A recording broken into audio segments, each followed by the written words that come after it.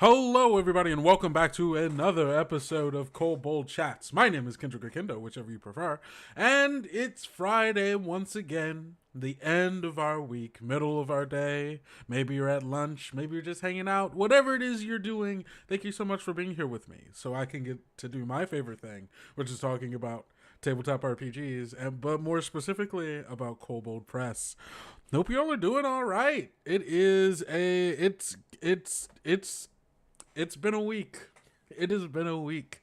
And I know that is true for everyone. So I hope you all are doing what you can to take care of yourselves and, weather this storm as best as we can.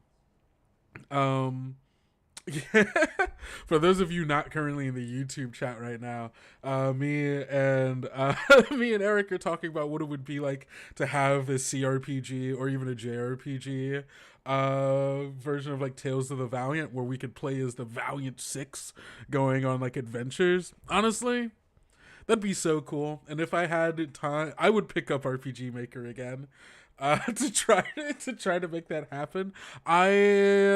Oh man, that sounds like a lot of fun. That sounds like a lot of fun.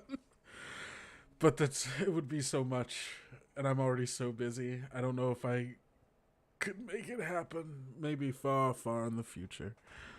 But hey, if any of you are out there who are like, I like making video games, and you want to make a Valiant 6 video game, that'd be kind of sick.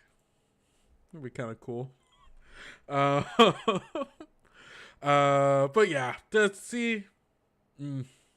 yeah, that'd be dope. No, I'm just thinking about it. All right, well, let's go in and we got stuff we need to talk about, because I'm going to be making, if you didn't already see the name of this stream, or the title, I'm going to be making a character today. Because of the release of Campaign Builder Dungeons and Ruins, we have so many new character options that I can get my grubby little hands on. And one of my new favorite subclasses that is in Dungeons and Ruins is the Mycelial Barbarian, the fungal barbarian. So we're going to be making a new dungeoneering hero using rules from the Dungeon Ruins, but also we'll see what else we can throw in there. I'll be using Shard Virtual Tabletop to build that character, so I'm excited for when that happens. But before we get there, we got some stuff we need to talk about first, so let's get on over there. And Jiro, tell us what we're talking about today. There it is. I forgot to turn them off before we got there. But first, let's do a quick check-in about the RiverBank backer kit. So, whoops. What's that? Here we go. So RiverBank. Hey gang, if you didn't already know, the backer kit's live. It's been live for a week. Or actually 2 weeks now. Yeah, this is the second week. So we are more than halfway through the total, Actually, no, we're not, because it was 31 days. So actually, we're a little bit less than halfway through the backer kit, and we are at $116,000 and some change, which is great. We've more than doubled the amount that we were hoping to get for this book. And we've already blown through quite a few of the stretch goals. As you can see, we've already got the RiverBank character sheet PDF. That was at funding. We get the book, we get the PDF for the character sheets. Love that. At 75K, we got a little Riverside chat with Kidge Johnson talking about what is the RiverBank RPG and Cozy 101. So keep an eye out in the updates in BACKERKIT for when is that happening? Where is it going to be? It'll probably be Discord, but hey, you'll get that information when it's ready to come out. And then we also got a new scenario for Old Greenies Day by Kidge Johnson, which is I'm actually really excited about. Kidge and I talked about what Old Greenies Day is back during Kobold Con, which if you missed out on that interview, you can go find the VOD for that over on YouTube and Twitch.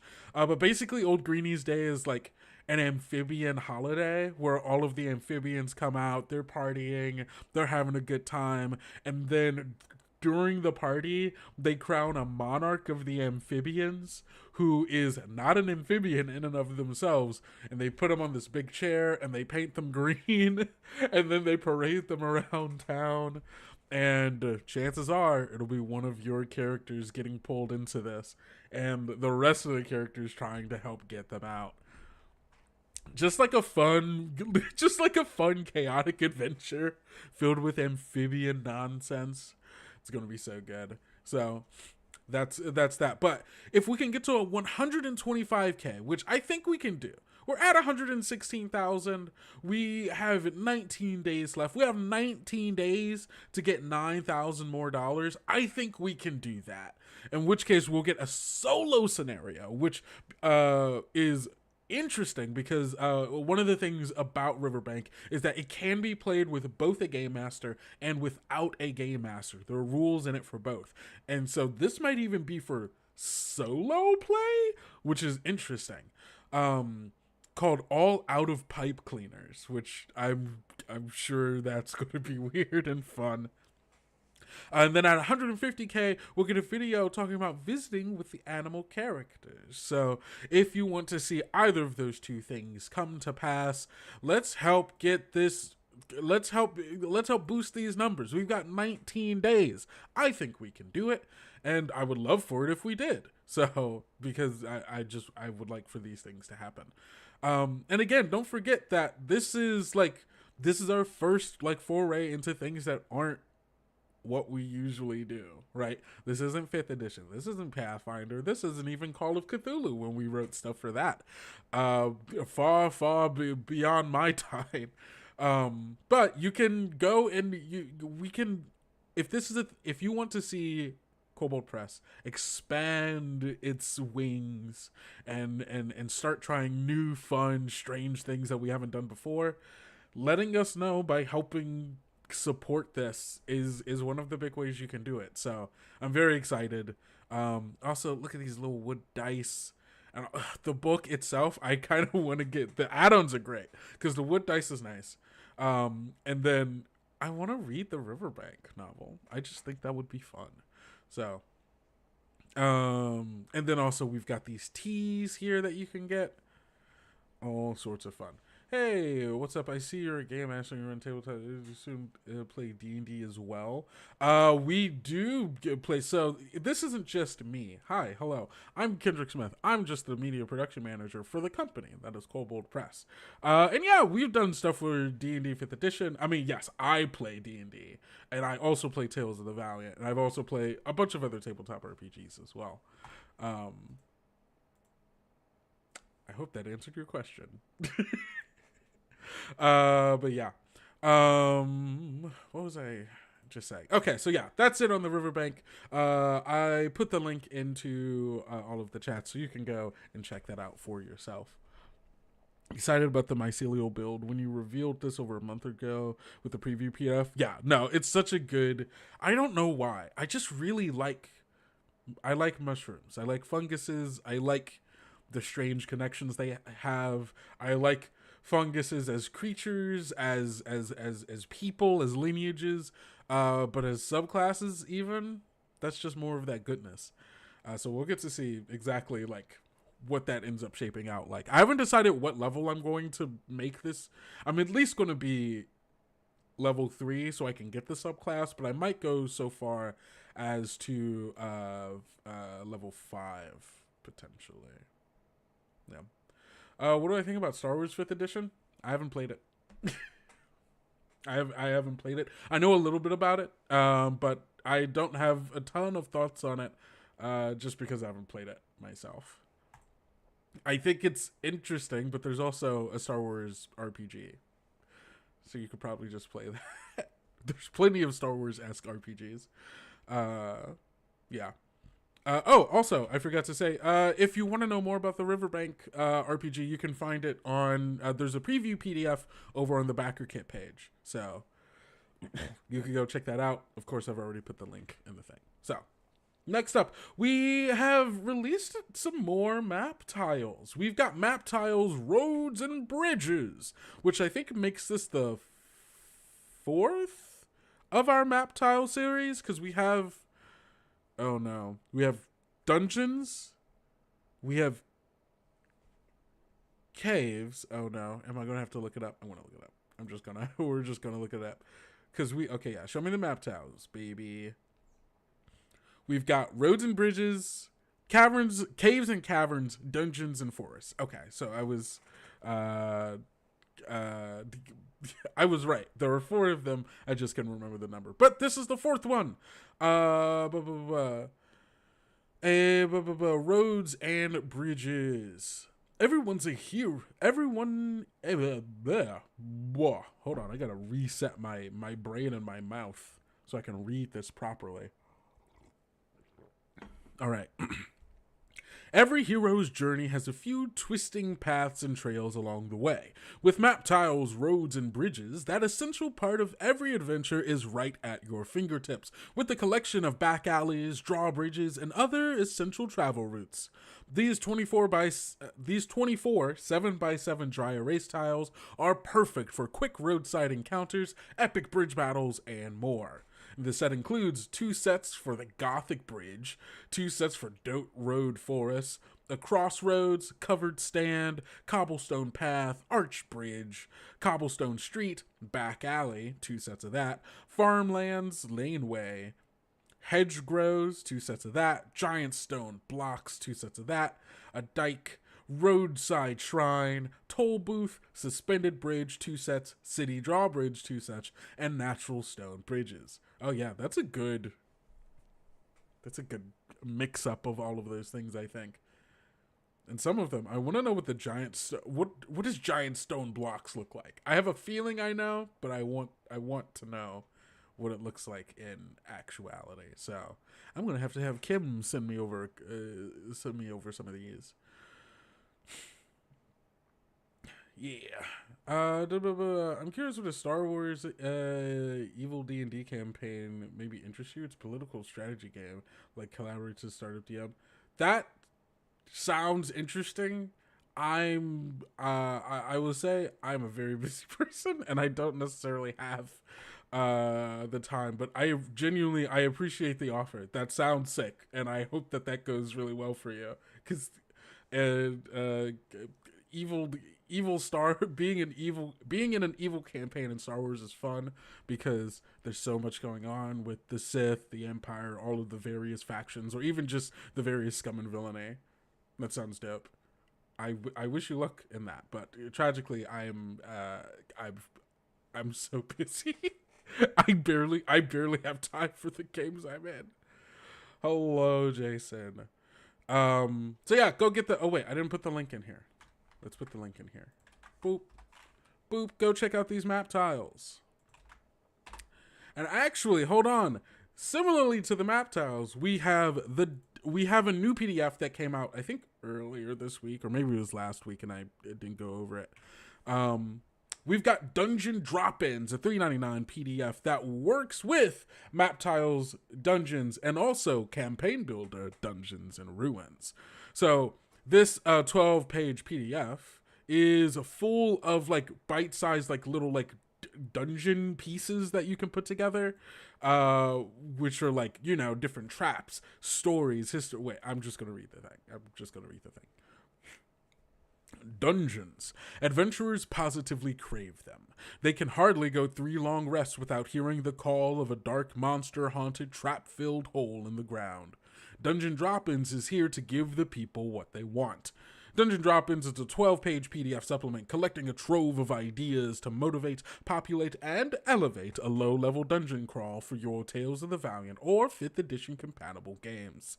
Only part of its contents are 3 dungeon factions, complete with motivations and rivalries to fill the halls of your dungeon crawl, 6 spectacular set pieces to define your dungeon, have your players play a deadly game in a chessboard hall, or introduce them to a good old-fashioned bottomless pit.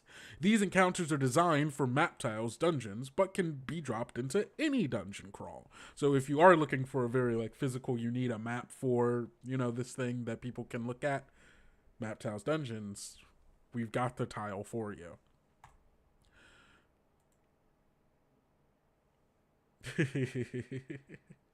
Yeah, no, understood. Tables and fables of dungeon rewards, including a necklace of spell stealing and the soul hungry shadow blade. Ooh, oh wait, the shadow blade. That sounds sick. We've also included more of what GMs want: deadly traps and random encounters. Expand your GM toolkit with this grab bag of dungeon details and dungeon drop-ins. This is sick. Maybe, depending on what I'm doing next week, maybe we'll go over dungeons and drop-ins. Dungeon and drop-ins. Drop-ins PDF. Because this is dope. As a GM, some of the hardest parts of making a dungeon is figuring out what goes into it.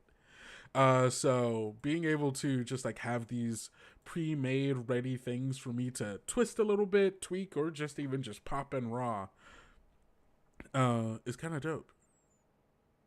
I wonder what's going on in the chessboard hall. Do they have to? Oh man, okay. Well, now I am gonna have to read it. That's fine.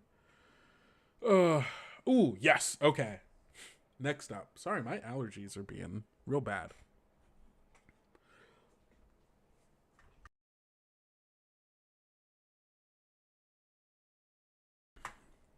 Got to make sure to stay hydrated to fight off the allergies. No, that doesn't always work. So the next thing we have is we have a blog post that came out a couple of days ago with some new and exclusive Tales of the Valiant subclasses for the fighter and the monk, which is dope because what does Tales of the Valiant need more of? Plenty of subclasses. We need so many subclasses. I can't get enough of them. And so we've got some more. Let's check them out. So these were written by Jeff Lee. We hear this all the time from fans. We love the Tales of the Valiant role-playing game. They pronounce the TM symbol as TM. We love the Tales of the Valiant TM role-playing game. But they go on to say, we want more subclasses. Where are new subclasses? There aren't enough subclasses in the Tales of the Valiant TM Player's Guide. Reader, we have a boatload of new subclasses coming. Books take a while, though. Meanwhile, the blog is here to strike fast and hard to meet your gaming needs. These new subclasses for Fighter and Monk are Kobold Press blog exclusives, so put them in your game this week, because, well, we won't stop you from doing that. This first one I think is going to be one of my favorites just because I love a duelist. I love a little guy with a rapier who's just like, ha-ha, with the swashbuckling cape and maybe like a little shoulder pauldron. That's my favorite kind of guy. So the new fighter subclass is the duelist. Fighters of the duelist discipline eschew heavy armor and weapons in favor of mobility and the precision of fast, light weapons. For you, a battle is won by striking quickly and accurately, sidestepping slow, clumsy opponents, and moving in for the fatal blow. So at 3rd level, you get combat mobility, practice precision. At 7th, you get swift riposte. At 11th, you get untouchable. And 15th, whirling steel. So combat mobility is the 3rd level duelist feature. While you're not wearing armor and wielding only weapons with the finesse or light properties, you gain bonus AC equal to your proficiency bonus, and you can wield a shield and still receive this bonus. Ooh, that's nice. So what? If you're going for this, your stats are probably higher, but let's say it's 16, right? Let's say your dex is 16. You're wearing leather armor, right? So 11 plus 3, you're sitting at 14. You're sitting at an AC of 14. Let's say you have a shield as well. So you're sitting at 16 AC. And then you get to add your proficiency bonus on top of that. And at 3rd level, you're looking at an 18 AC, which is sick. Amazing. But also works really well for a duelist who wants to be really up close and personal and fighting in melee range. So that's great. If a creature you can see hits you with a weapon attack, you can use your action to reduce the damage you take by 1d10 plus your proficiency bonus to a minimum of 0 and a max of 12 damage? That's wild. Of course, you can only do that with your reaction. So you are missing a chance at doing an opportunity attack or any other, stuff that uses your reaction. it's powerful, but the reaction is a really good like tool within the action economy. So you are sacrificing a lot. I guess 1d10 is also, that's the monk, right? That's the monk's hold on. Now I gotta look up the monk. Let's look at the monk.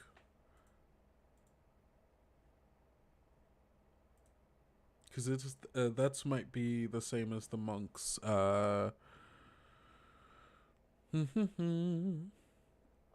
multi-attack, stunning strike, evasion, perfect motion. Wait, no. These aren't what I'm looking for. Wait, where's the I guess the dodge action halves all damage, but that's not. Let's see. Man, what level is what's it called? Oh, no. Oh, it's a basic monk feature now. I forgot. It's a level 1 monk feature. When you're hit by a ranged weapon attack, you can use your react. Okay, so yeah. Actually, it's the monk's one is even stronger because it's you can reduce, and this is only for ranged weapon attacks. For the monk. Hold on, I can pull this up really quick. So for the monk, it's 1d10 plus your dex modifier plus your monk level. So this combat mobility feature is like not even as good as it, but it still feels powerful. And the monk's one is at level 1. So this one being at level 3 like feels like, okay, yeah, I get it. And of course, the reaction is it's a powerful tool that other things use. So you are wasting it. Or not wasting it, you're spending it. The duelist is nuts. I don't think I've ever seen a dex fighter subclass as strong as this. I hope that this is an indication of what future subclasses will look like power-wise. This is the Kobold Press special, baby. We love making players stronger so we can make our monsters even stronger. This is powerful. I like this. But it's not broken, right? Because there are other features that do this but better. I will say that this does allow for this one, in comparison to the monk's one, can be used for ranged and melee weapons. So it's a bit more useful. But again, you're not getting the monk's one is 1d10 plus dex plus your monk level. So minimum of 11. But if you're, or not a minimum, a maximum minimum of 11, 1d10 plus monk. So let's say you rolled a 10 plus level 1 monk. But you also get your dex modifier. And I assume your dex modifier as a monk isn't 0. So let's average it out at like a nice +3. That's at level 1, a maximum of reducing it by 11, like 14. Which is about where, it's 2 over this one. So I think there's still... It's strong, but it's not overpowered in comparison to everything. So I like that. Practice precision, 3rd level duelist feature. Due to diligent training, you can apply your quickness and finesse to a broader range of weapons, and you can treat any light weapon you wield as if it had the finesse property. Love that. If a light or finesse weapon also has the thrown property, you do not have disadvantage to use it as a ranged weapon attack if you're within 5 feet of a hostile creature. Just throwing daggers. At any and everyone. Love it. At 7th level, you get Swift Riposte. When a creature you can see within your reach misses you with a weapon attack, you can use your reaction to immediately make a melee weapon attack against the creature, so long as you're wielding a weapon with the finesse or light properties. Love that. And again, it's another reaction thing. So now you're having to be like, do I want to use it for this? Do I want to use it for this? If you hit me, I can use it to take away your damage. If you don't hit me, I can use it to hit you. Very versatile. Very versatile. Got Light of Foot at 11th level. As long as you're wielding a weapon with the finesse or light properties, your movement does not provoke opportunity attacks. When you move, you can ignore up to 15 feet of difficult terrain. In addition, you can use your bonus action to dash. I love the Duelist. The Duelist is great. I love the Duelist. The Duelist is so good. This is fun. This would be such a fun character to play. And then at 15th level, we have Whirling Steel. When you use the dash action and are wielding a weapon with a finesse or light properties, you can attack each enemy creature within your reach along the course of your movement. Wait, hold on.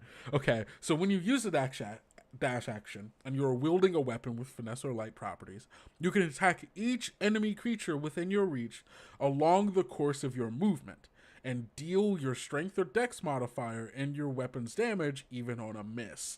If you score a critical hit on a target when using this feature, treat your damage dice as if you rolled the maximum amount. That's so sick. That's so sick. That's so cool. That's amazing. I love that they're just building on top of each other, using these dashes, using the reactions. Oh my god, this is sick. This is what I want. When I'm playing a duelist, this is the character I want to be embodying. That's what I love about Tales of the Valiant. And like all of like the new, like the fiction of the character that I want to be playing. When I'm choosing my options, when I'm choosing my subclasses, when I'm choosing my classes, it melds so well with the reality of the mechanics that I've been given. They meld so well. When I'm playing a really high level duelist, I want them to be moving around, slashing at every and anybody, and like a whirlwind. Like that's the character I want to be playing, and this is what this subclass gives me. That's great. I love it. That's so good. All right, let's look at the new monk subclass, Way of the Mystic Flow. Some monks train their bodies, minds, and spirits to recognize the streams of mystic energy that flow through the earth and all living things. Some call it a type of intuitive geomancy, but the monks dedicated to the Way of the Mystic Flow tap into this energy to perform incredible physical feats. They can alter and disrupt this flow through movement and strikes, inflicting debilitating conditions or removing them, or tapping their own internal flow to provide uncanny boosts to their own beings. So at 3rd level, we've got Flow Point Strike, Restore the Flow. 7th level, Tap the Earth's Flow. 11th level, Improved Flow Strike Points. And then 15th level, Stop the Flow. Wait, hold on, let me read this. So I know 15th level is strong, but can attack each baddie along the dash. Does that mean you do attack each baddie along the dash, or do you have one action and you're choosing which of the... Ooh, that's a great question. Let's go back and read.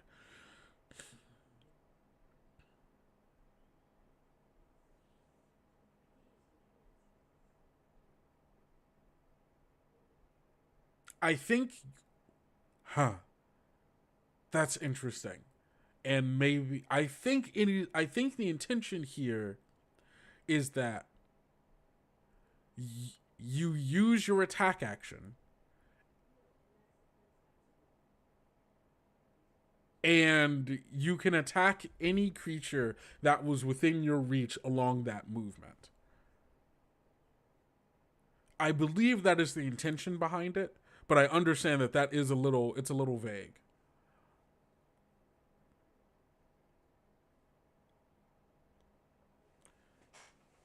But also, once you get to 15th level fighter, you have quite a few multi attacks at that point. What? Like how? Hold on, let me look at the fighter real quick. Let's see, what's your multi attack at?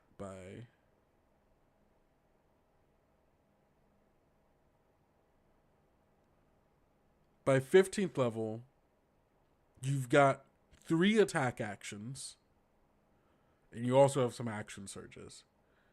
Yeah, I guess house rules would determine. Yeah, I would say if I ever saw this in like a printed like PDF, I would want this part to be a little bit clarified a little bit more can I make an attack on each of them, or is it that?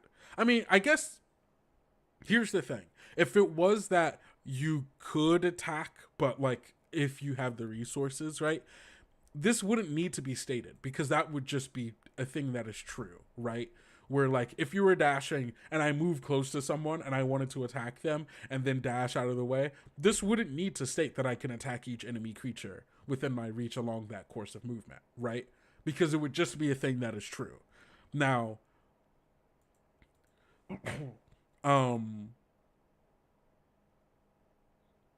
so this makes me think, yeah, how does this line up with the amount of tax that I have? Yeah, this is the clarification that I think I would like to have. Because is this just one attack action or is it multiple attack actions? Do I dash, use my attack action to attack all these people, and then again, as a 15th level fighter, have 3 more attack actions that I can use? Maybe. Unsure. But I only have 1 dash, so I couldn't dash again. Unless I action surge dash. Oh, wait, no. You're using the dash action, so you can't use the attack action. That makes sense. Okay, I'm understanding it now. You're using the dash action, which means you can't make an attack action. So yes, you can attack every single person up until that point. And then you would need to action surge to use the attack action again. It's all making sense to me now. I keep forgetting that dashes aren't just bonus actions for everyone. So yes, you can attack each enemy creature regardless of the number of attacks that you have. Yeah, no, this is, yeah, agreed. This is good feedback. Just like a little bit of clarification. But I think the way that I'd rule this is that you can attack each person that is within your reach along that course of movement because you're using a dash action, which would take away your ability to use the attack action. There we go. Outside of like taking action surges, so on and so forth. Hopefully that helped. Okay, so back to the Mystic Flow. Flow point strike at 3rd level for the monk. You can disrupt the flow of a creature's energy. When you hit a creature with one of the attacks granted by your Flurry of Blows technique, you can impose one of the following effects on that target.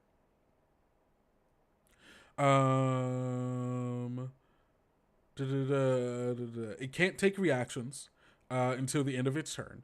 Its movement is reduced by half until the end of your next turn. And it has disadvantage on either sight or hearing based wisdom perception checks until the end of your next turn. That's wild and kind of fun. Restore the flow at 3rd level. You can touch a creature to adjust its energy flow and mend ailments. As an action, you can spend 1 technique point and touch a creature, restoring a number of hit points equal to your martial arts die, plus your wisdom modifier, plus your proficiency bonus. So when you use Flurry of Blows, you can replace one of the unarmed strikes with the use of this feature without spending a technique point. Oh, that's sick. That's dope. So what? At level 3, martial arts die is still 1d4. So you're looking at a healing of, let's take the average of, so maximum 1d4, 4. Let's give it an average of 2 wisdom. So 4 to 6 plus another 2, 8. So at 3rd level, you're looking at like an average of 8 healing on this. And then also your ability to use... Oh, that's cool. So Flurry of Blows gives you 2 unarmed strikes. So you can, bam, hit a person. I think with just... I have to remember all of the changes that the monk has now. Okay, so when you roll to hit, you roll 1d4 in place of normal damage. Cool.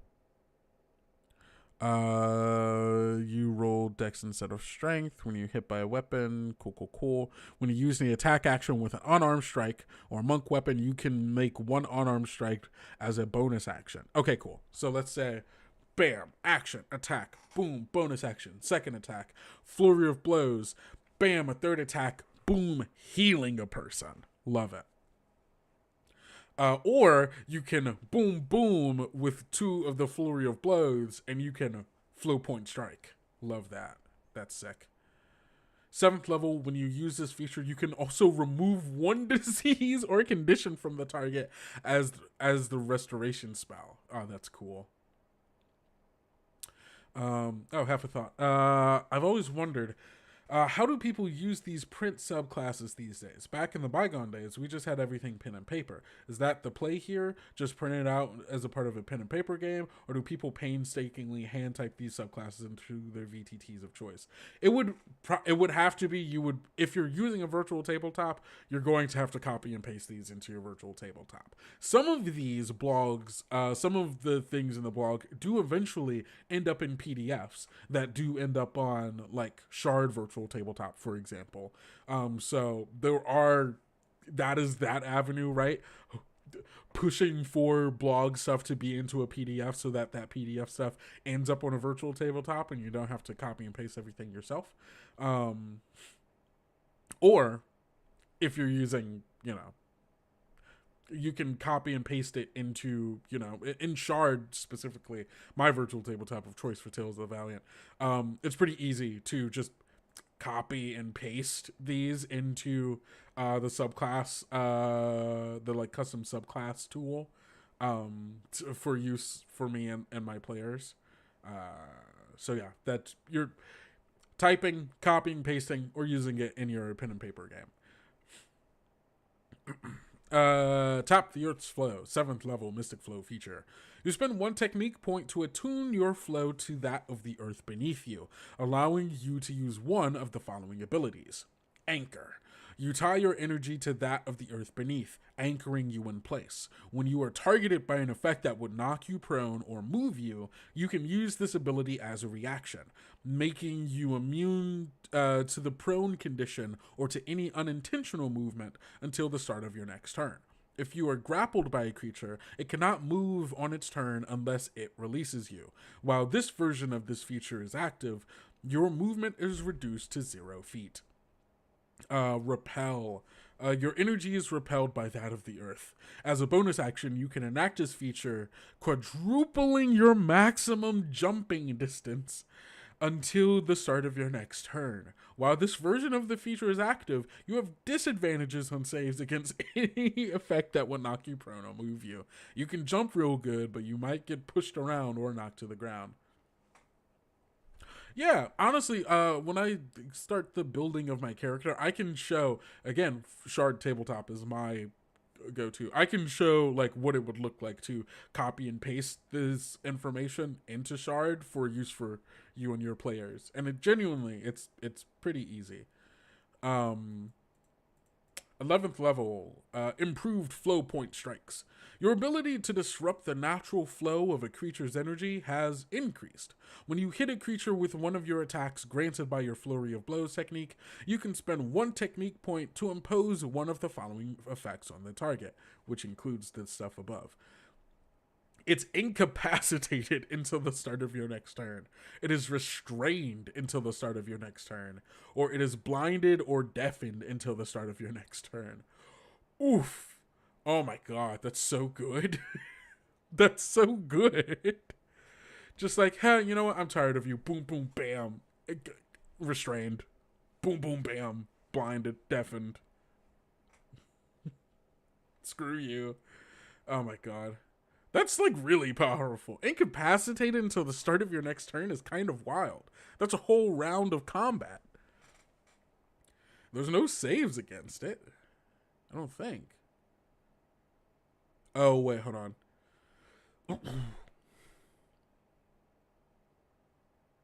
You're expanding, blah, blah, blah, blah. Some of your techniques require a target to make a save. Yeah, I think this doesn't mention this, but I would think that these would need to make a save against these, because that's wild. Hold on, I'm looking through some of the other monk options.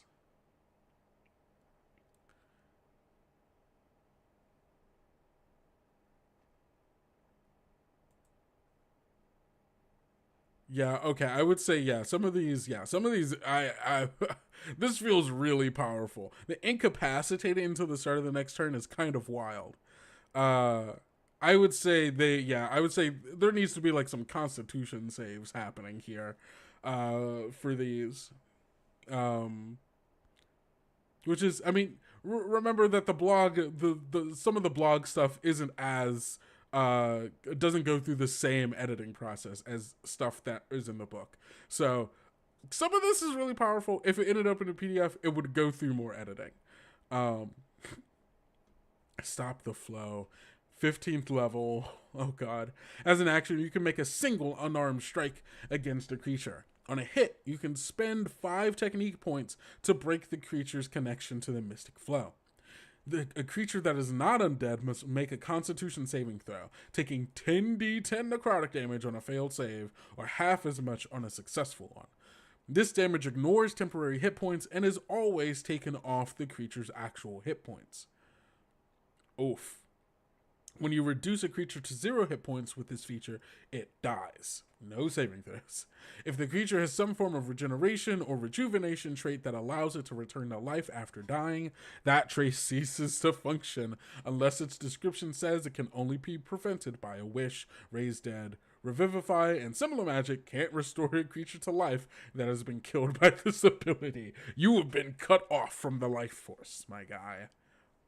A creature that survives the damage has its flow disrupted. It cannot regain hit points by resting and only receives half the hit points and normally restored by magic. This condition persists until a greater restoration is cast on this creature. You are not regaining any of your hit points ever again until you get a greater restoration, bud. Boom, I've cut you off from the mystic flow. It's kind of sick. Very powerful. So powerful. These are dope. Thank you, Jeff Lee, for these wild subclasses. And I hope to see them in a PDF sooner rather than later with a little bit of tweaking, a little bit of editing. Mostly for the monk and a little bit of clarification for the 15th level. But other than that, these are pretty dope. So, go check these out on the Kobold Press blog. Toss them into your game. Do whatever it is you want. Have a good time. Last up, we're going to do the character building. We're going to make this Barbarian. I'm also going to show you all how to add subclasses, custom subclasses into Shard. So I'm going to do all that. But before that, let's take a quick break. I need some water. I need to blow my nose. My allergies are getting to me. So use this time to do a little quick bio break, everybody. Go get some water, blow your nose, use the bathroom, whatever it is you need to do, go do it. And we are going to be back.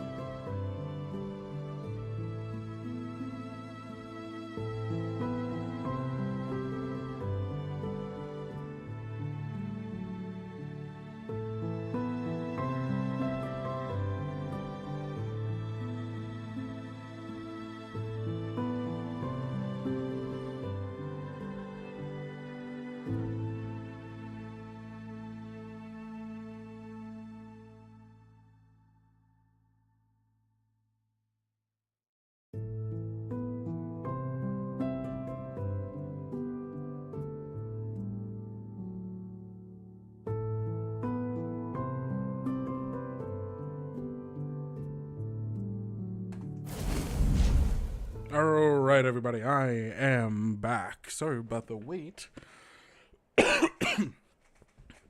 These allergies are just kicking my butt. But, you know what? We're here. We're going to rock. And it's time for us to build a character in Shard Tabletop. So, this is, if you are not already familiar with Shard Tabletop, hey, here's what it looks like. Here's what it looks like, gang. You can see that this is, I'm viewing all of my content. These are the games that I'm in. These are the, excuse me, the characters that I've made so far. And then just some like quick references of like, oh, I want to check out some backgrounds. Here are all the backgrounds that I have access to. Look at all these backgrounds I have access to. Oh my gosh, that's so many. Go back up. So that's all of the backgrounds I have access to, so on and so forth. And then I can go over to my creations and look at the things that I've created. You can see I've already made a subclass for my TOV game where I converted the hunger domain from, God, I think it's Deep Magic, one of the Deep Magics, I don't remember, into a TOV subclass. So you can see that I've already done that, but guess what? We're gonna make a new one. So we're gonna make a new subclass. Let's do this. We're gonna put in the duelist from the blog that we just read into Shard Tabletop, so that if I ever wanted to play a duelist or have anyone play a duelist, it would be so easy. So we're gonna make the duelist. So this is a fighter class. And I want to make sure that I'm changing the Tales of the Valiant fighter here. Right, so we're going to select this. And you can pick up some templates here, right? If you're just changing a subclass or anything, like if you're changing a class, an item, or whatever, Shard lets you use templates, use other things that already exist as templates. Excuse me. And put it into the game. And so, but we're not using a template here. This is a wholly new subclass from our blog. So I'm going to type in duelist here. And sorry, my cat is screaming because she's old and deaf. So here we go. We have the duelist. There are many ways to build a fighter, but at the end of the day, their talent shines, yada, yada, yada, so on and so forth. So, and also you can see that there are information in here about ways to build. That's so cool. Ways to build them. That's really sick. Okay, cool. So, yeah. So we're going to type in the description here. We're just going to copy. We're going to copy this. That's so cool. Boom. Right in the description. And so abilities hint to create a fire, follow the following, and this is all the stuff for that, yada yada yada, so on and so forth. So starting at level 3, this is where we get our feature, right? So this is our fighter subclass feature. The first feature here, I'm just going to pull this up on a different thing so it's easy for me to copy and paste. We're going to copy combat mobility. I'll move my mic here so it's easier for me to type. Combat mobility.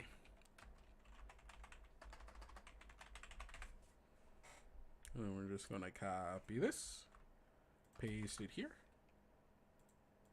Make sure, yep, that's italicized.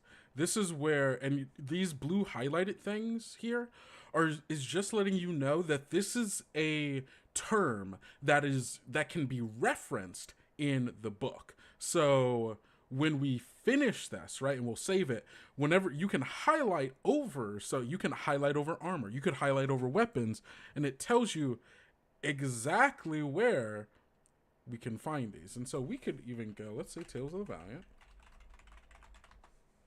Oh, wait. Oh, I see. Okay. Book. Tales of the Valiant Player's Guide. Weapons. Set link. Bam. You want to know what weapons are? You can set that there. You want to know what armor is? Well, we're going to go to book, Tales of Valiant, armor. Boom. What's the light properties? Tales of Valiant, boom. When people are looking at it, they'll be able to click it, and it'll pop up a link to the reference of the book so that they can understand what is this thing? Like, what definitions are we using? Because different editions, different whatever, have different, have different terms and definitions for things. So we're just going to highlight under these. Click that. This is Monster Vault reactions. I want to keep it all on the same page. Same page. And we'll be using the player's guide for these. Reduce, we don't need that. We don't need that for damage. And we don't need that for damage, really, I don't think. These are the important things here. So that's combat mobility. I'm going to add another feature here. This is going to be practiced precision.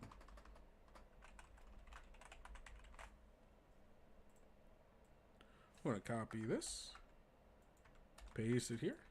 You see this is already underlined. We're going to go, this doesn't need a link. That's just the type of that thing. But you can see where if we clicked under this, there's actually information about what does training mean as a downtime action in here, right? And so it's set to pick up these keywords, and you can read it and go, actually, that's nothing, right? And so you don't need to, don't need to do anything.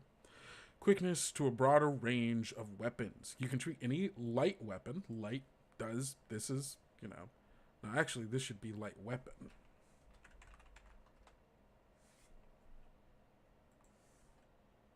Or maybe it is just a light tag. Huh, I guess not.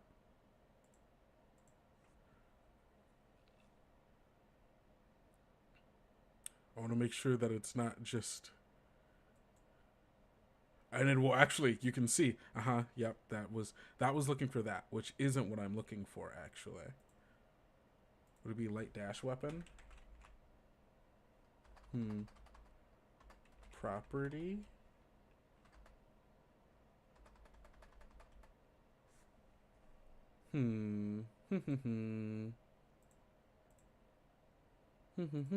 Let's see, where would I find this? I would find this information under equipment and magic items. I would find it under equipment. I'd find it under weapon properties. This is the light that I'm looking for. Where would I... How can I link this?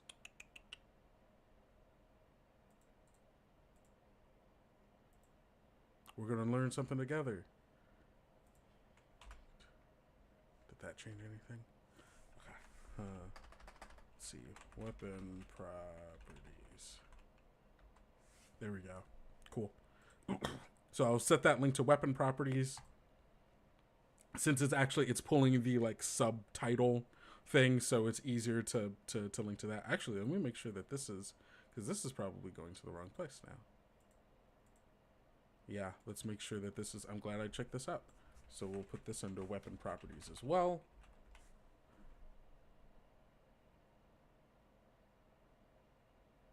Cool. Set link. There we go.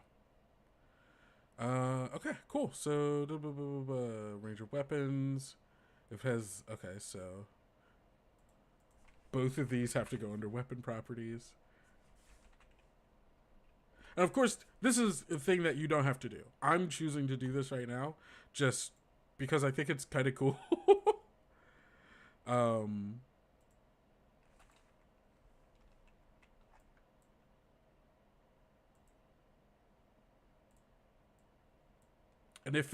if you see something that's like, oh, I actually would want this here, but it's not, hey, guess what? You can highlight it. And then you could go to link. We can go to search. We're going to go to weapon properties. And boom, just like that, you've got a link. Am I really going to do this for all of them? Yes. The answer is yes. I am. You can also see, like, because you can choose what book it's going to, you can also, like, if there's a different book that has a different definition that you want to work with, use that, right? Do I want disadvantage? Yeah. Oh, come on, Link. Disadvantage.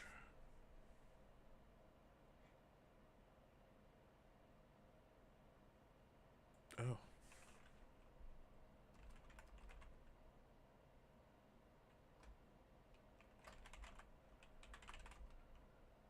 There we go.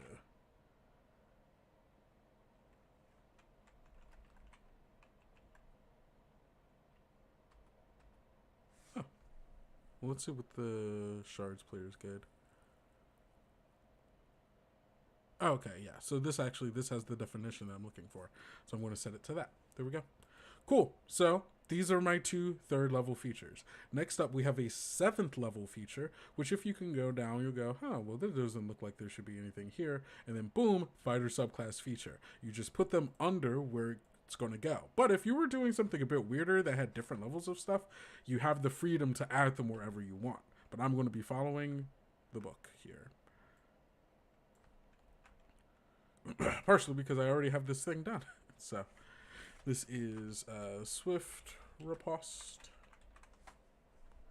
Dope. And I'm not going to, just to get on with it, I'm just going to, because this was just supposed to be a quick little thing. Right, and now we've got Light of Foot. And then finally, we have Whirling Steel at level 15.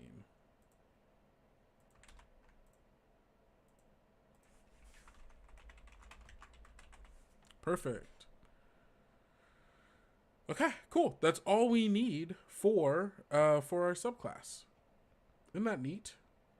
Isn't that just neat? So we're going to save this, and boom, you see, now I've got this new thing. And how do I use it? Well, if I go to shard, I already got a level 1 fighter.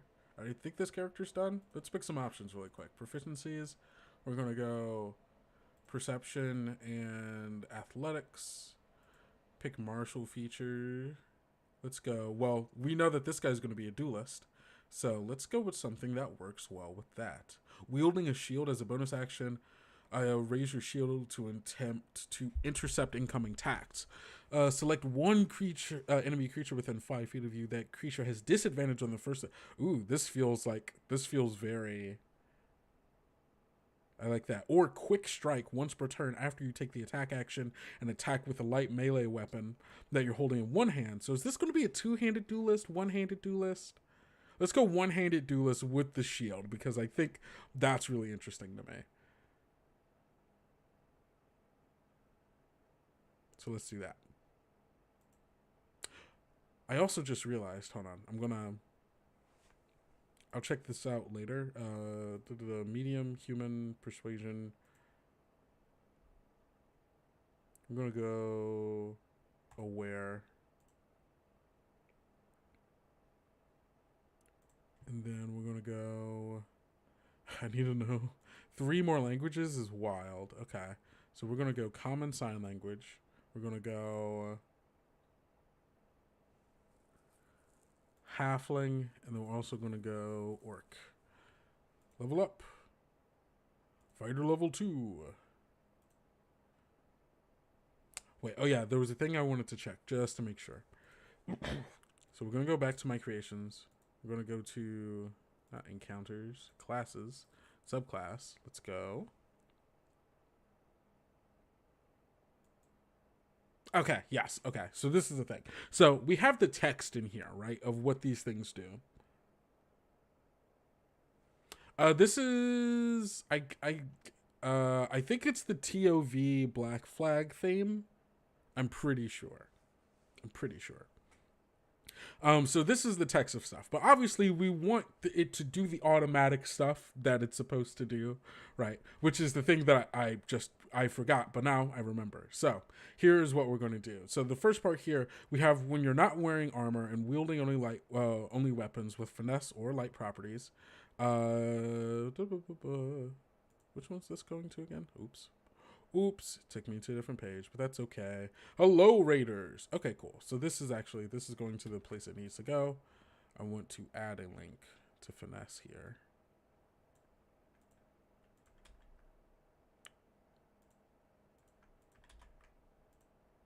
Perfect. Whoop. Wait, not okay. Underwater mermaid. Hello, underwater mermaid. We are currently, I'm showing people how to use Shard Virtual Tabletop and making a custom subclass in its editor that's in here. So the first thing that we're doing here is that when we have armor, or when we're not wearing armor, when we're not, okay, so the thing that I said earlier about the leather armor wouldn't work, but this is fine. So we're going to edit this. And this is a bonus. Or maybe we're going to figure out what these things are together. This is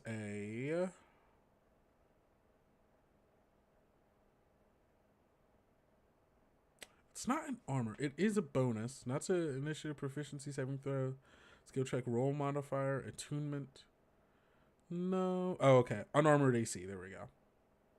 Or it's an AC bonus. This is shield, no armor. It's a +2 bonus. Save. Boom. There we go. The next thing that it does is that this is going to give us a reaction that we can use. So this is use action, user action. Action type, create a spell, activate ability, shape change. No, it's not that. What would this be? Combat. Extra attack, maximum hit points, condition immunity, dueling bonus, dual weapon, medium, item modifiers, movement, senses. No. Add uses? No. Proficiencies?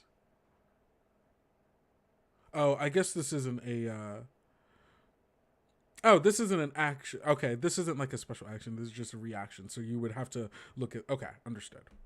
I understand now. So you wouldn't add the reaction here, but you do add the AC bonus, the +2 to AC when you have a shield and you're not having an arm and you don't have armor.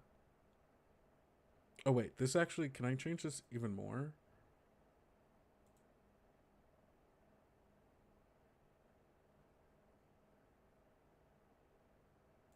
This is... Okay, wait.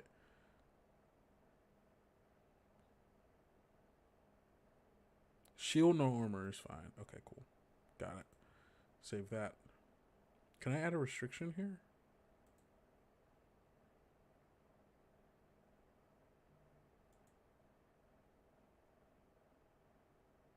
Equipment. Ah, yes. Okay. A restriction will only enable the feature if a character, an item or weapon are equipped. Okay, so this is equipped. I'm looking for an item type. I'm looking specifically for... Maybe it was a weapon type that I'm looking for. Weapon type?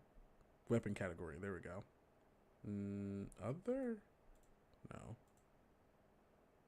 Properties. There we go. Light.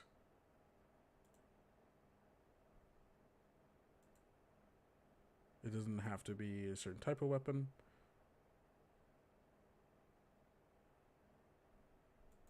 We'll just call this combat mobility.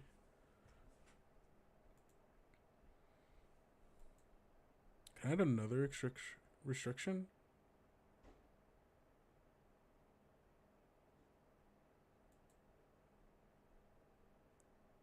Ooh, okay.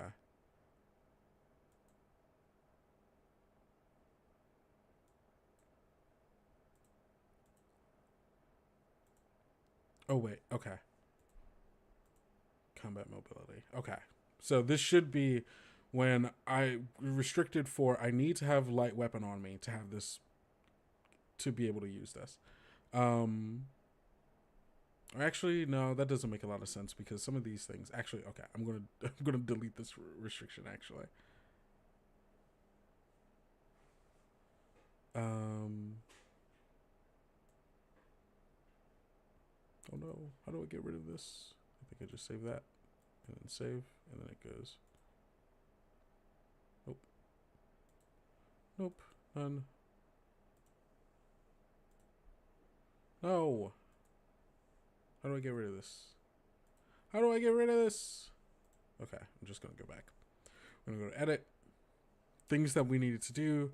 For combat, we have an AC bonus of +2 when we have shield or no armor. Okay, we're going to save that. And then diligent training, you can treat any weapon as... Okay, that doesn't need to have an activator. This doesn't need to have an activator. This doesn't need to have an activator. Okay, cool. Oh, wait. Can I add a bonus action? Will this allow me to use a bonus action? Or create or make it a bonus action?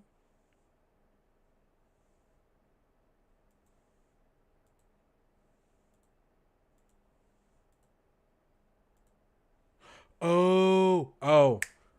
Haha, I see. Okay. Oh, this is really interesting. Okay. So the thing that I need for this to do is that my movement doesn't provoke opportunity attacks. That's great. When you move, you can ignore... okay, cool. So this allows me to bonus action dash. Is there a... I feel like that might even just be a basic... Add uses? No. Usage name? No. Show proficiency, save DC, display values by level. Uses, armor, weapons, tools, skills, ability checks, saves, bonuses. Nope. DC bonuses. Nope. Combat. Dueling. Dual weapon bonus, extra attack resistance, medium armor, item modifiers, immunity. What's on my... Oh, okay, got it. Movement, senses, movement. No.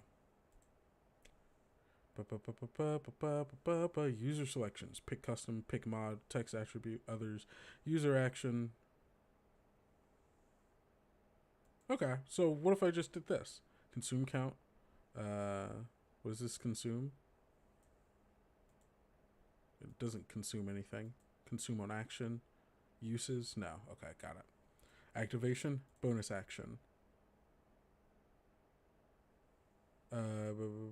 Range, nothing. Attack bonus, nothing. Effect on roll, nothing. Restricts. Use the dash action.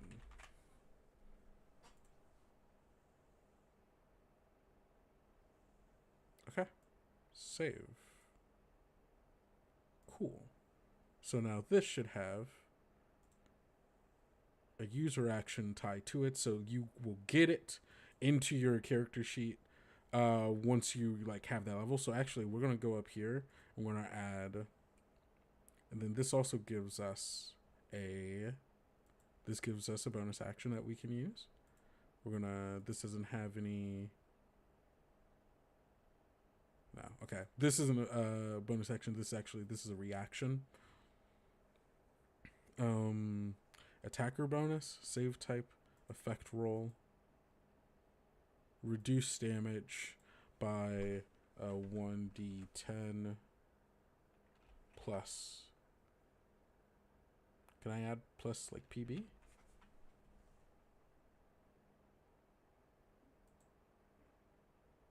Pick conditions. Oh, those conditions. Okay. And then rich text would be for creature you can see hits you with a weapon attack, you can use your reaction to reduce the damage you take by 1d10 plus PB, minimum of 0 damage. Okay.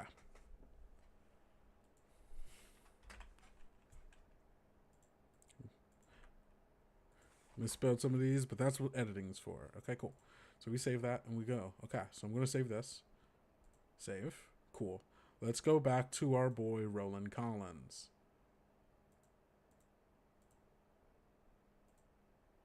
Oh. Roland. Okay. Hey, guess what? You're getting leveled up to level 3, buddy. Fighter level 3. Sick. Is everything picked that I need to? Okay, yeah, cool. So we're going to pick a subclass. We're going to choose the duelist, my creation. And look, you can see we've got all the stuff that was here from before. We're going to select this. And then you see there's nothing here that we need to change because it's just stuff that we're getting. So we're going to have this. Nope, I don't need a level. Nope. Okay, we're level 3. Wonderful.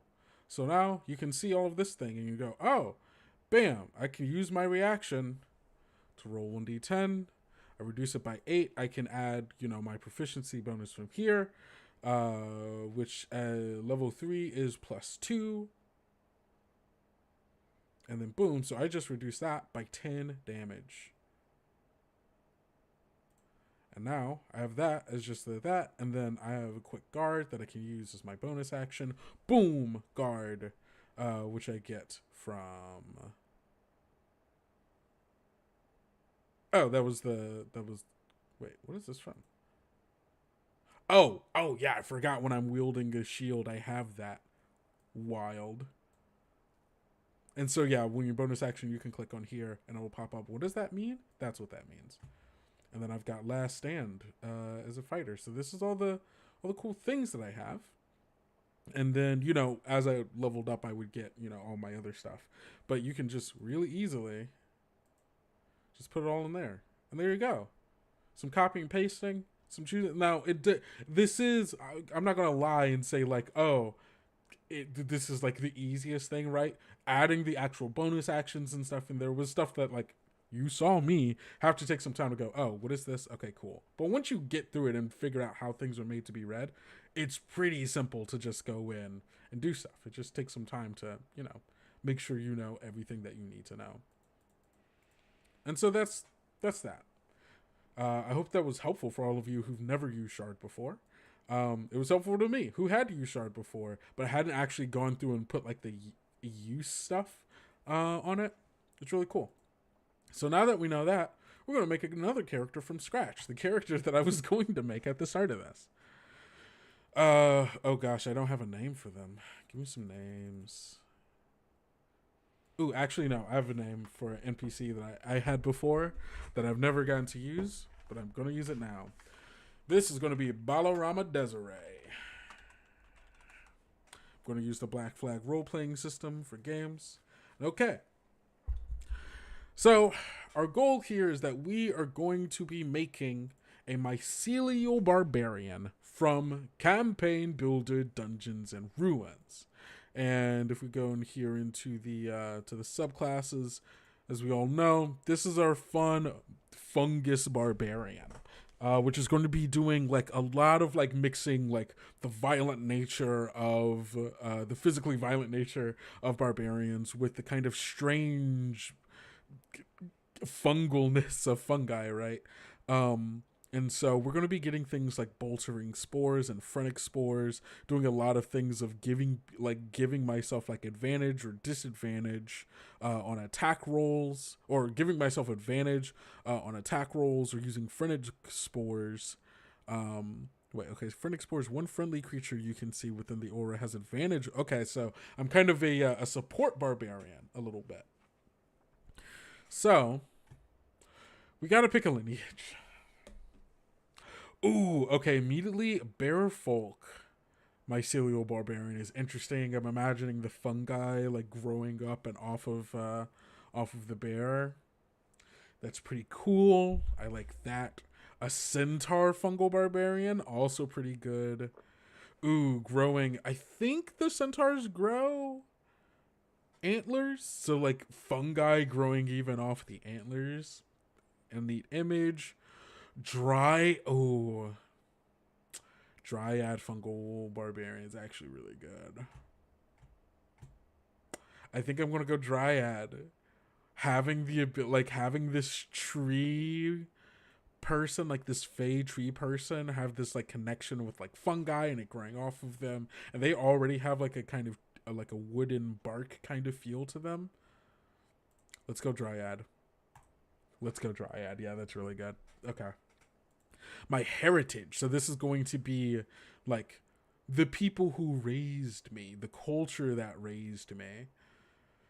And we have some choices because we also, don't forget, we came out with the lineages and heritages PDF and all of the books that we have. So we've got a lot going on here. Cloud heritage, nah. Cottage heritage, maybe. Deep Hall, Diaspora, Fireforge, Foundling, Great House Heritage from Campaign Builder, Castles and Crowns. Grove Heritage, characters who grew to value traditions of the forest, communities dedicated in living harmony with nature. That does kind of feel like this tree person that I'm doing. That does kind of feel like them. Lesser House Heritage, Mangrove Regent. This is a dryad one, but specifically like a swampy kind of dryad, which makes sense with all the fungi. That does make sense with the fungi move. Let's read the mangrove. Characters of the mangrove regent heritage have been raised among a community of mangrove dryads and carry its values and customs. When gales and hurricanes rage across the oceans of the Fey realms, the neighborhoods of the mangrove dryads provide the first line of protection to their communities. The mangroves themselves break the wind, preventing it from roaring through the lands beyond at its full force. The magically inclined among them use their arcane skills to further blunt and redirect winds, while the more physical members of the community build storm breaks of felled trees. Between storm seasons, the mangrove dryads prepare for the next one, while boasting and bettering on how effective their individual works will be at reducing the storm's sting. Ooh, I kind of like this. On the material plane, mangrove dryad communities continue their efforts to aid others. They gladly provide guides to people seeking to move through their beloved coastal swamps during the daylight hours. While they work, the mangrove regions are serious about moving their charges safely through the region, and they are quick to divert course around quicksand, nesting alligators, and reeking fens. At rest, though, their camps are full of laughter and music as they play games and songs to entertain themselves and other. Yeah, I want to be a swamp fungal barbarian dryad. That's so good. That's so good. Okay, so we've got like the swampy dryad. What's their background though? Is this someone who is cartographer could be interesting. Outcast could be interesting. Soldier, vampire hunter, venerator.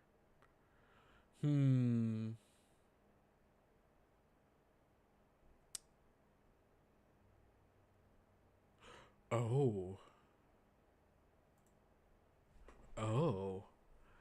Before you became an adventurer, you trained to honor those who came before, whether they be ancestors, guardian spirits, or honored champions. You have spent time recounting the deeds and wisdom of those you venerate. Perhaps you were a later scion of an important family line, an apprentice to a shaman or spirit talker, or a central figure to your people, reminding them of what they aspire to. In any case, you model yourself after someone or something tremendous. In Midgard, venerators can be found in any culture that holds those who came before in high regard. The dwarves of the Iron Crags value their clan second only to the canton in which they live, honoring the dwarves who came before.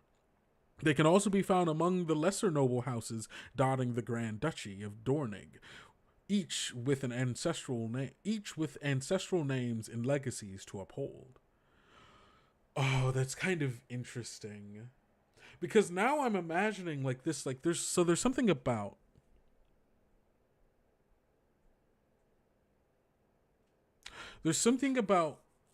fungi being I realized I was blocking the page that I was actually reading.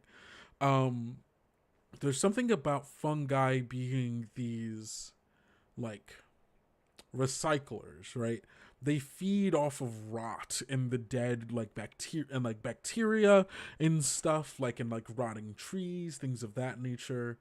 Um, and there's something about like the creating new life out of what is past and is like rotting and like decaying that has a kind of venerator feel to it from a certain angle of like that which came before will bring about new life and is like laid the foundations for the communities in which we live, right? What if like for this specific community, like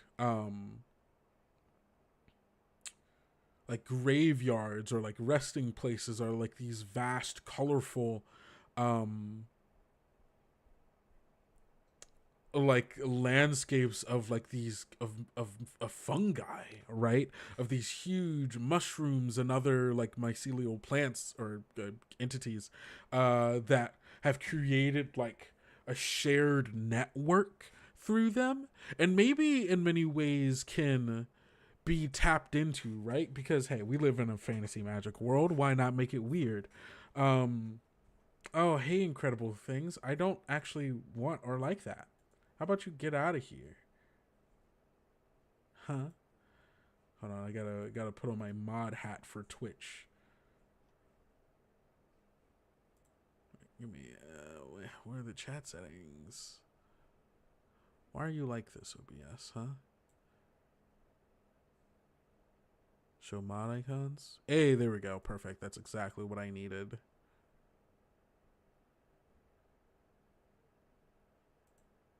Perfect. There we go. I need to make sure to have that up so it's easy for me to use. But yeah, there's something like there's like a certain what if what if this like magical like mushroom or whatever they feed off of you know, the corpses of those who came before, and then do that they absorb parts of them, maybe parts of their spirit, parts of their memory, and so there's like this grand like collection or archive of the history of our people and some of its greatest heroes and such, and also like access to their wisdom and like, hey, how did you like you went through that huge storm like several generations ago and you helped get people through it. What is that? How do I tap into that? And like kind of and having this huge like archive, and so being this fungal barbarian maybe means that I've taken spores from a particular like hero or someone that I venerated and like planted them into myself to allow like its mycelial growths to meld with my body, and in which case like I also have this person, right, whose memories, knowledge, and wisdom that I can like kind of tap into. I really like this. Hold on, I'm cooking. Let me cook. This is great. Yeah, wait. Okay, we're going venerator. That's dope. That's really cool. If we go down to the backgrounds here, and I want to choose my ideals. Oh wait, hold on. Let me venerator. Can I tap into that again? Wait, hold on. There was some stuff there I wanted to roll.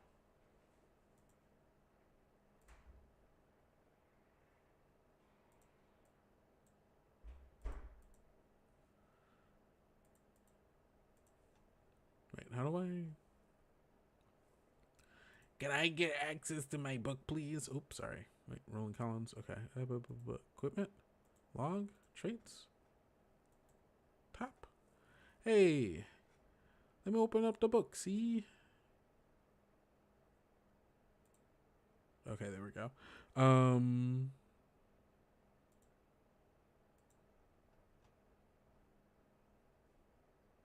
Wait, this isn't the book that I'm up and coming black comic book writer. Hey, sick. I hope that goes. Hey, best of luck to you. That's dope. How do I know there's a way to access the book. Yes. Yes, Violetta. Why are you screaming? I'm sorry that I'm not petting you right now. Oh, I can add creature companions. That's dope. Alignment and that. Okay, I can write. Yeah, that's not important. That's not important to me right now. Who my character is isn't important to me. I just want to know their skills and what they're good at. Oh, I'm on the wrong thing. How did I get back to Roland? Oh, duh. Because I pressed the wrong one. Balara Desiree. Okay. I'll figure that out later. Okay, cool. Next thing, we got to pick our class. We already know we're Barbarian. Easy peasy, lemon squeezy. We do have to pick proficiencies. I'm going to go survival and nature, right? Maybe I'll go perception and nature. Perception and nature. These are the two things that I know. I know how to tend to the mycelial. I know how to tend to the mycelial fields, which is what we call, or the mycelial archive. No, archive feels too. No, that's too city, too wizardy. This is the mycelial heart. I love that. Mangrove region options. Okay, cool. Oh, I get to pick an. Oh. I want it to be a hand drum or a pan flute or a lute or a lyre. Let's go lute. I like lute. Tools. Oh, I get another one. I'll go drum. And then I get a language. I'm going to go druidic. I know how to speak with the other druids because I work, I work there, I get some venerator stuff. Obviously, I know history. I have insight. I'm going to learn Elvish. And then I get another instrument. This really feels like my character needs to multi-class into bard maybe.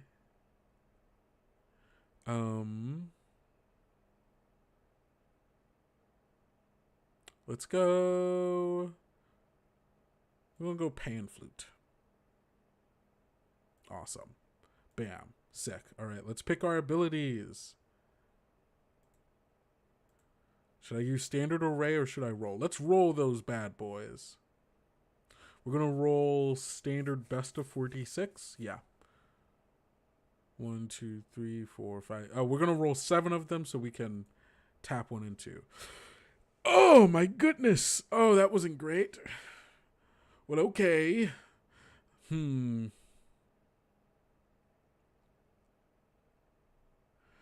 Okay. All right. So for our barbarian, I'm going to go 14 strength, 13 con, 13 charisma. I'm going to add my +2 to my strength and +1 to constitution. I would say, look at this. To quickly make a barbarian for ability scores, prioritize strength and constitution. For lineage and heritage, choose any one you like. And for background, yeah, I know what I'm doing. Okay, yep. And then the rest of this is going to be, let's go 11 wisdom, 10 and 10 dex, which isn't bad. Just kind of average across the board. I'm going to pick some options. Oh, I need to pick a talent from Venerator. So my choices are Comrade, Ritualist, and Scrutinous. Ooh, Ritualist could be fun. Comrade. You excel at helping others and gain the following benefits. You can use the help action as a bonus action on each of your turns. That's pretty good. When an ally you can see or hear within 30 feet of you, spends 1 or more luck, you can also spend luck to increase their roll. I like that. When an ally within 30 feet of you is reduced to 0 hit points or fails a death save, you gain 2 luck. Comrade might be the one. Comrade's pretty good. I was looking at Ritualist because I was like, oh, it'd be cool to know some rituals. But Comrade's really good. Scrutinous. You have a keen eye for details, and you gain the following benefits. When a creature you can see speaks in a language that you know, you can discern what they're saying if you cannot hear them. You gain a +5 bonus to passive perception and passive investigation. Ooh, that's good. When you spend 1 minute or longer examining an object for fine or hidden details, you can ask your GM one question about the item, and they must answer truthfully. You can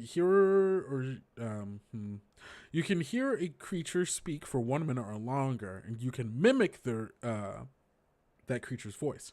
A creature familiar with your target can succeed on a wisdom save. Okay, cool. I think Comrade. I think I'm going very support Barbarian here. Okay. That's that. And then we're going to pick our starting equipment. Great axe is great. We're going to pick any simple melee weapon, though, for the second one.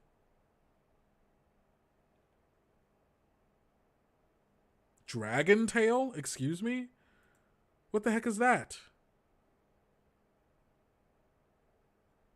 What the heck is that? Ooh, hold on. Scythe. I have to go Scythe.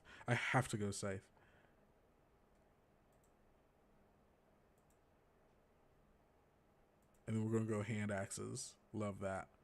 Explorer pack and javelins. Any musical instrument, I'm going to go loot. Give me the loot. All right. Now you know what's next. We got to level up to at least level 3. Okay, so level 2 Barbarian.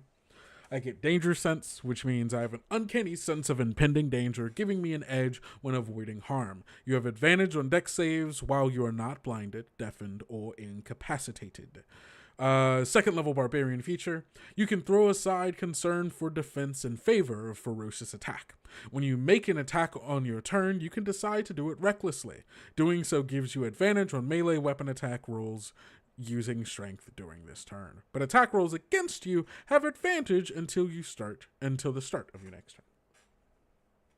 Classic. But then we're picking our subclass, and we're obviously going for the Mycelial Barbarian, which at 3rd level gives us Spore Aura. While raging, the fungus on your skin releases an invisible cloud of spores that extends 10 feet from you in every direction, but not through total cover. The aura has an effect based on the type of spores you want to emit. This activates when you begin raging, and you can activate the effect again on each of your turns as a bonus action. When you enter your rage, choose one of the following spores to emit for the duration of the rage. Bolstering Spores. One friendly creature you can see within your aura has advantage on the next attack roll it makes before the start of your next turn. Each time you activate this feature, you can choose a different creature. Phrenic Spores. On one creature you can see within the aura has disadvantage on the next attack roll it makes against you before the start of your next turn. And you have advantage on the next save you make against its spells and other effects before the start of the next turn. You have a thing that's really good when you're around your allies. You can bolster them, or you can use Phrenic Spores and make your enemies have disadvantage against you and other, debilitating stuff. Or I can use Necrotic Spores, which means each creature within the aura must succeed on a con save, which does include your friends, by the way. Each creature within the aura must succeed on a con save. DC is 8 plus proficiency bonus plus con modifiers. So for me, that would be, I think my con modifier is 2 because I just put it at 14. So it would be 8, 10, 12. Or they take necrotic damage equal to my proficiency bonus, which is 2. So we're going to select that, and boom, we've got ourselves Balara Desiree. I've got a nice AC of 15. I got 3d12 hit dice. I've got 32 hit points at level 3. That's nice. And there we go.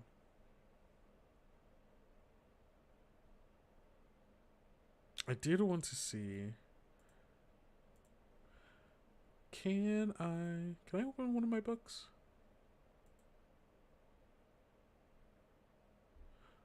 Oh. Oh. Oh. Show me the heritages. Okay, cool. So I'm just gonna look up Venerator. Oh wait, no, not heritages. I need backgrounds. Backgrounds. Venerator. Okay. Cool. So, what's my adventuring motivation?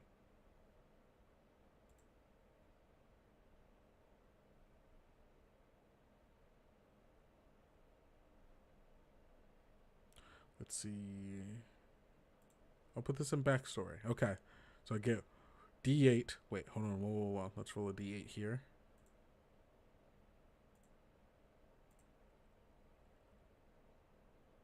Seven. The next. So this is my adventuring. The next step in guidance for my. Okay. The next step in guidance for my object of veneration is on the adventuring path. Oh, the next step in guidance. Interesting. So something about venerators only leave their communities for good reasons. Perhaps some calamity befell your people and you want to restore them. Or maybe you have an evangelical bent, going into the world to tell others about how great the person or concept you venerate really is. I think, yeah, it's going to be the next step in guidance from my objective, from the object of my veneration.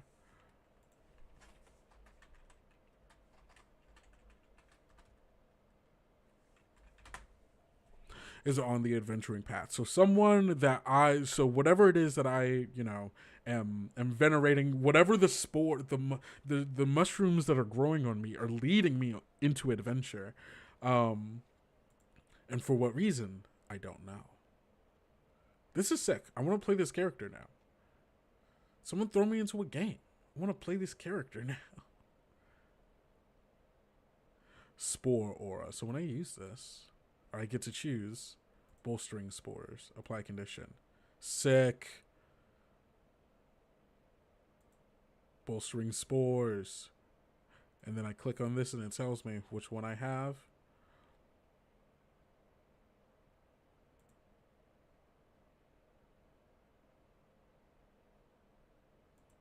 And this, which is phrenic spores.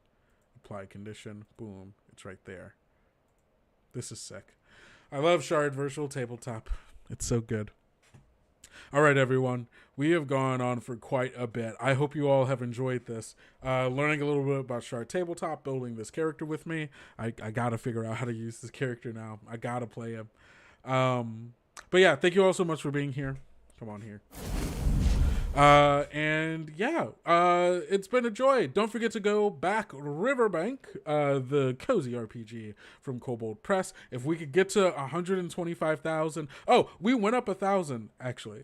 Thank you so much. We went up 1,000. Hold on, we're gonna go back. So that was leaving, but the RiverBank, we're now at $117,000. If we can get to 125,000 before the end of the 19 days, we will be getting another scenario for the RiverBank RPG by Kid Johnson, which is, hey, that's just more stuff I can play. That's more stuff we can play. So go ahead, go do that. And yeah, I will see you all next week, where we'll obviously have more Kobold Press stuff to talk about.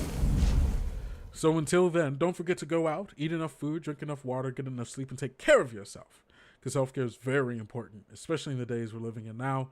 And don't forget to go out, be bold, be brave, be valiant. And I'm going to see you next time. At same Kobold time, same Kobold place.